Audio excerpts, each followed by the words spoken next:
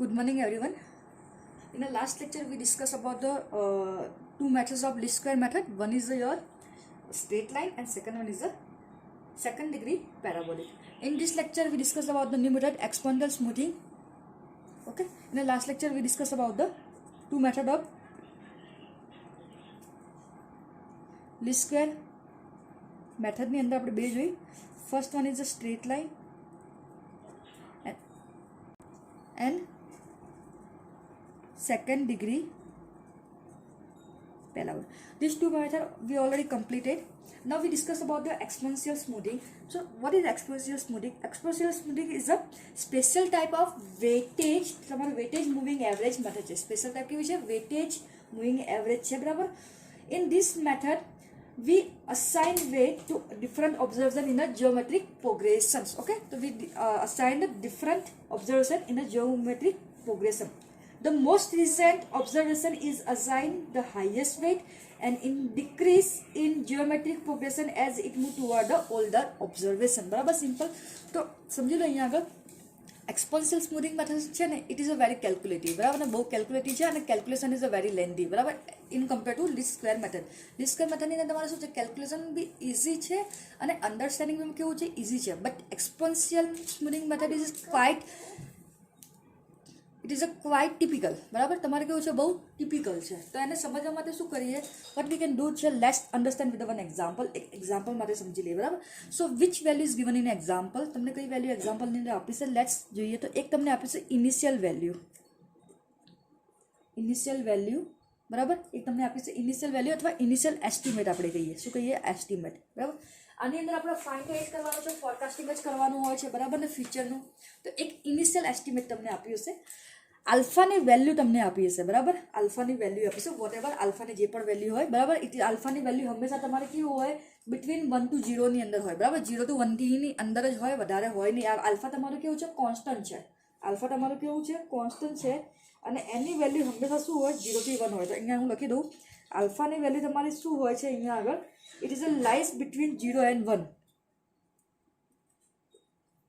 Lies between 0 and 1, બરાબર. અને આ જે વેલ્યુ હોય કેવી હોય છે, કોન્સ્ટન્ટ હોય છે. કેવી હોય છે? કોન્સ્ટન્ટ હોય છે. ઓકે, હવે ઇનિશિયલ વેલ્યુ આપી છે તમને એક, અને તમને એક આલ્ફાની વેલ્યુ આપી હશે, બરાબર ને. એક એક્ઝામ્પલ જ લઈ લો, તમને એક ઇનિશિયલ અને આલ્ફાની વેલ્યુ આપી છે. બીજું તમને એક યર આપ્યા હશે અહીંયા આગળ એક્ઝામ્પલની અંદર, યર અને પ્રોડક્શન કે વોટ એવર સેલ્સ હોય કે કોઈ પણ વસ્તુ હોય, બરાબર. આટલી વસ્તુ તમને આપેલી હશે એક્ઝામ્પલની અંદર. તમને કીધું હશે using the exponential smoothing method by taking the initial estimate is a 100 લઈ લઈએ આપણે, બરાબર. Initial estimate is a 100 and alpha is a 0.4 લઈ લઈએ. આલ્ફા તમારે કેટલું લઈ લઈએ? 0.4 લઈ લઈએ, બરાબર. તમને આ વસ્તુ તમને આપેલી હશે ઓલરેડી. તો બસ આટલી વસ્તુ તમને આપેલી હશે, યર, પ્રોડક્શન, ઇનિશિયલ વેલ્યુ અને આલ્ફા. અને તમારે ફાઇન્ડ આઉટ કરવાનું છે એક્સપોન્શિયલ મેથડથી, તમારે ફોરકાસ્ટ કરવાનું છે. તમારે ફોરકાસ્ટ ટેબલ તમારે પ્રિપેર કરવાનું છે. સપોઝ કે અહીંયા યર એક કામ કરીએ, અહીંયા ધ્યાન રાખજો, ઉપરની બે લાઈન છે ને અહીંયા, એ હંમેશા છોડી દેવાની જ્યારે આપણે કેલ્ક્યુલેશન કરીએ ત્યારે, બરાબર ને. તો અહીંયા તમને આપ્યું છે 1975, 1976, 1977 and 1978 is given.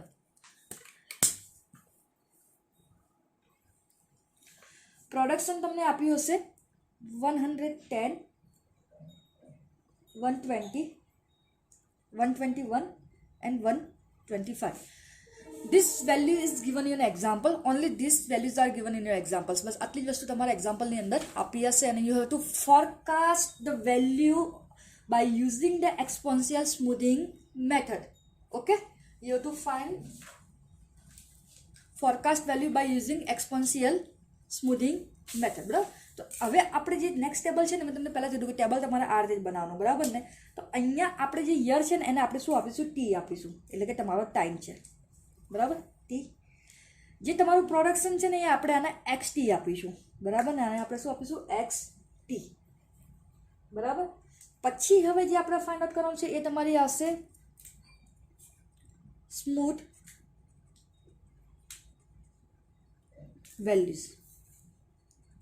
સ્મૂથ વેલ્યુઝને આપણે શું આપીશું? નામ એસટી. અને શું આપીશું? એસટી. કઈ રીતે ફાઇન્ડ આઉટ કરવાનું આપણે જોઈશું. આ ટેબલ પહેલાં તૈયાર કરી લો.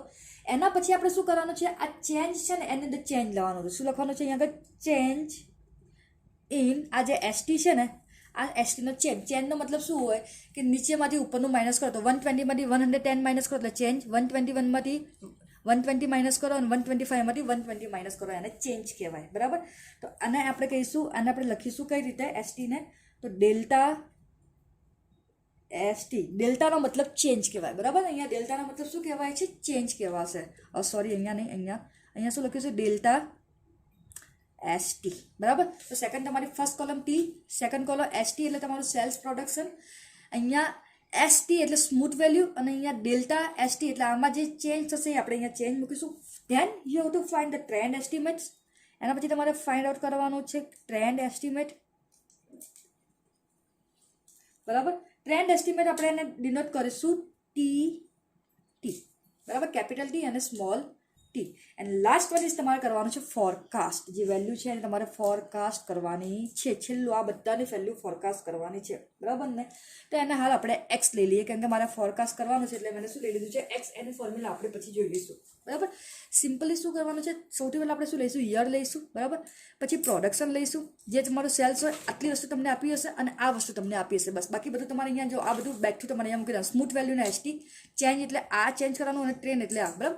મેઇન ઇમ્પોર્ટન્ટ જે કેલ્ક્યુલેટ કરવાનું છે ને એ તમારા માટે આ બે વસ્તુ છે બરાબર ને. આ બે વસ્તુ તમારે બહુ કેલ્ક્યુલેટર કેવું છે એકદમ થોડું કેલ્ક્યુલેટિવ છે બરાબર ને થોડું લેન્ડી છે.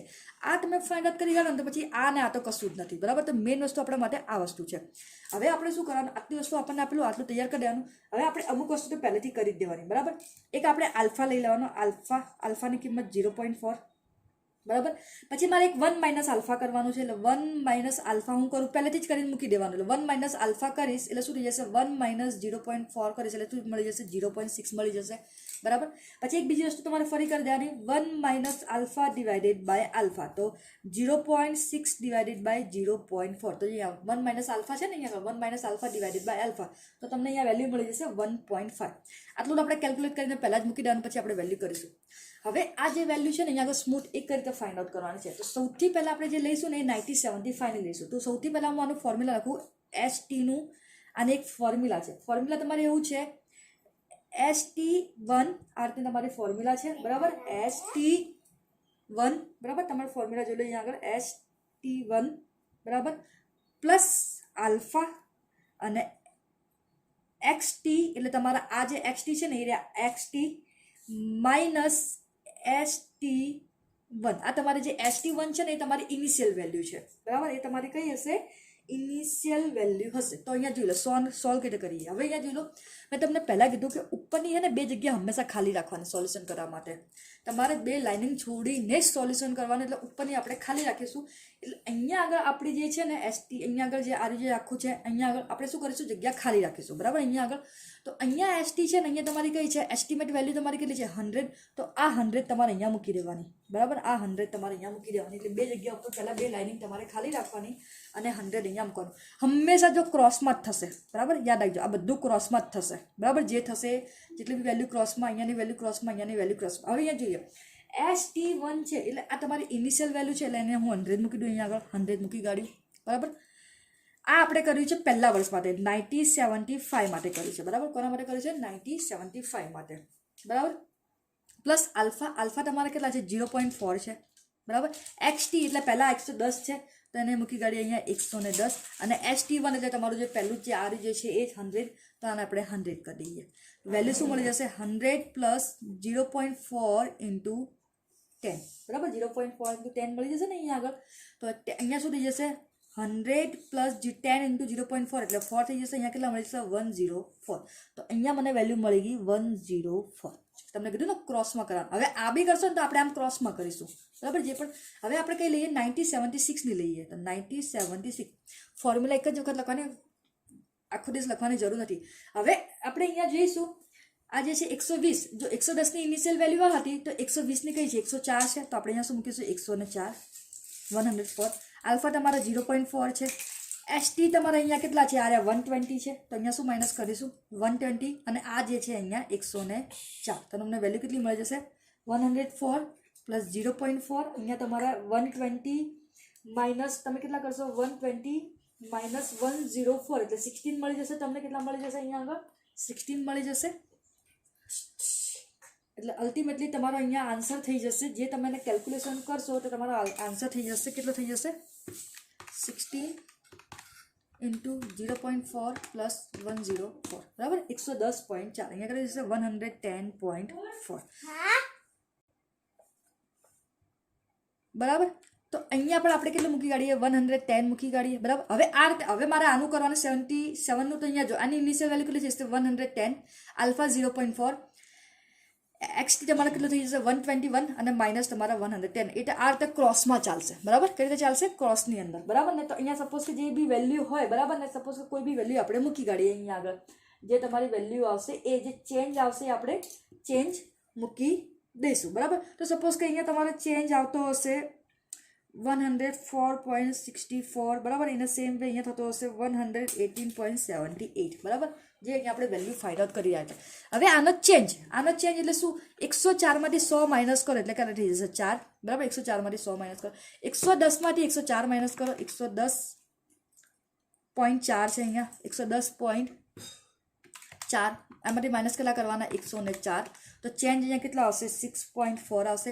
હવે 114.64 માંથી માઇનસ કરો 110.4, તો અહીંયા કેટલા આવશે તમારા 4.24, એને 100 આ રીતે તમારે કેલ્ક્યુલેશન કરી દેવાનું, બરાબર. તો આ બે વેલ્યુ થઈ ગઈ. તો પહેલું જે તમારું સ્મૂથ વેલ્યુનું સૂત્ર તમારું કયું છે આ રહ્યું છે, અહીંયા જોઈ લો, બરાબર જોઈ લો, બરાબર. આ તમારું એનું ફોર્મ્યુલા થઈ ગઈ.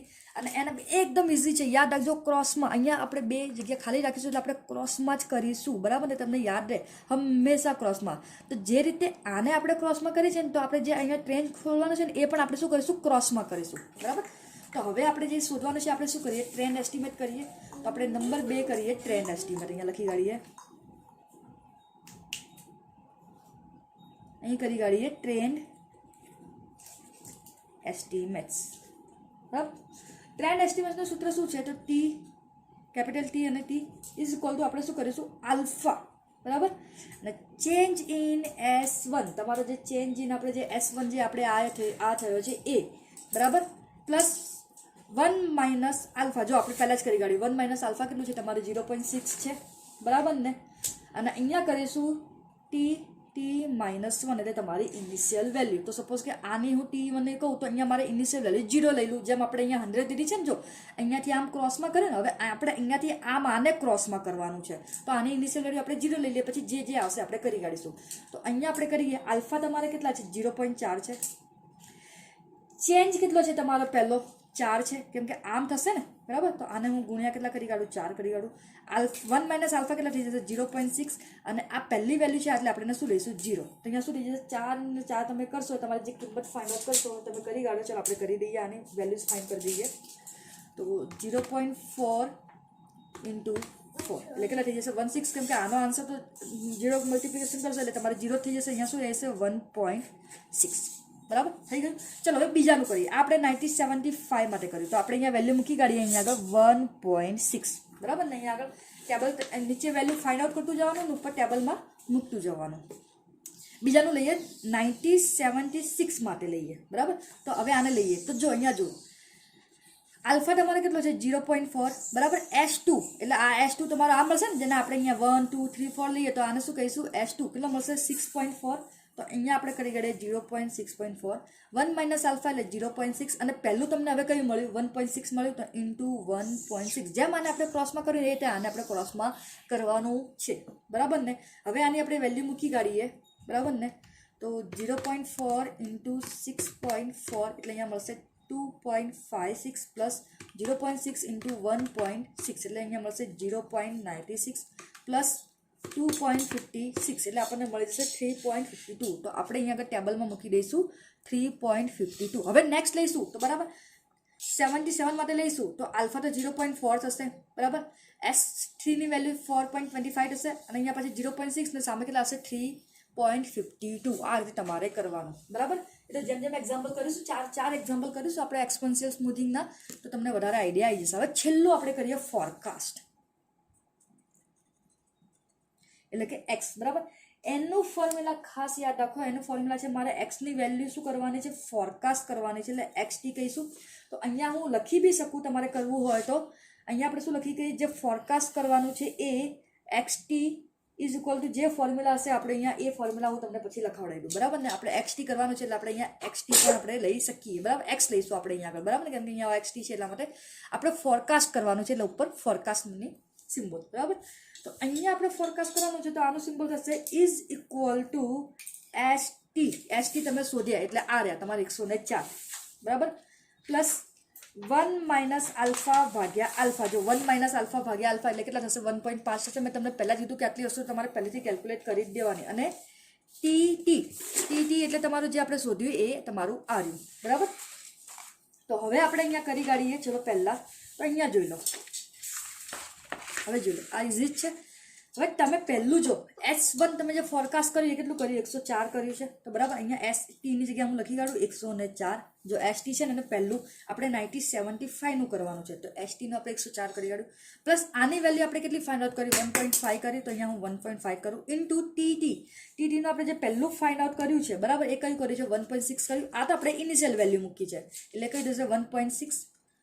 તો એને કેલ્ક્યુલેટ કરી કાઢો એટલે તમારો આન્સર તમને મળી જશે. એટલે કેટલા થઈ જશે?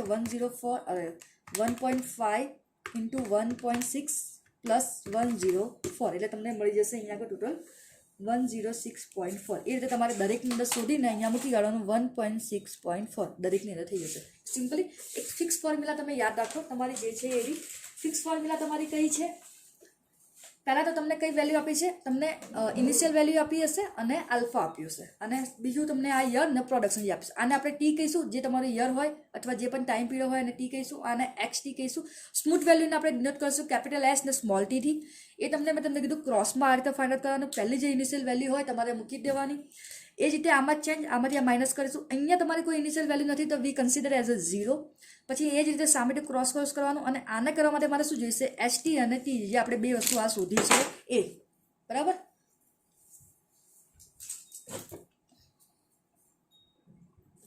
બરાબર.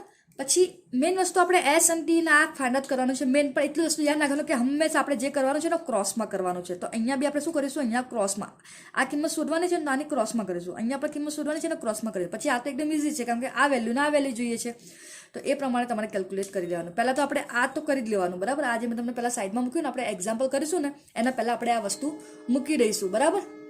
તો જો આ તમારું આખું ફોર્મ્યુલા પહેલાં એક જ વખત લખવાનું તમારે. પછી તમારે 1975, 76, 77, 78, બરાબર. એના માટે આ જ એક સિમ્પલ ફોર્મ્યુલા તમારું યુઝ થશે, બરાબર. આ જે છે એ, બરાબર. In a same way trend એનાલિસિસનું એક જ ફોર્મ્યુલા તમારે એક જ વખત ફોર્મ્યુલા મૂકવાનું. Then you have to put the values in the formulas, બરાબર. તમારે જે વેલ્યુ છે એની અંદર બધી ફોર્મ્યુલા મૂકી. અને લાસ્ટ સેમ ફોરકાસ્ટની અંદર આપણે શું કરીશું? Vote we can do, just put one formula and we calculate for the 75 and for the following sequence years.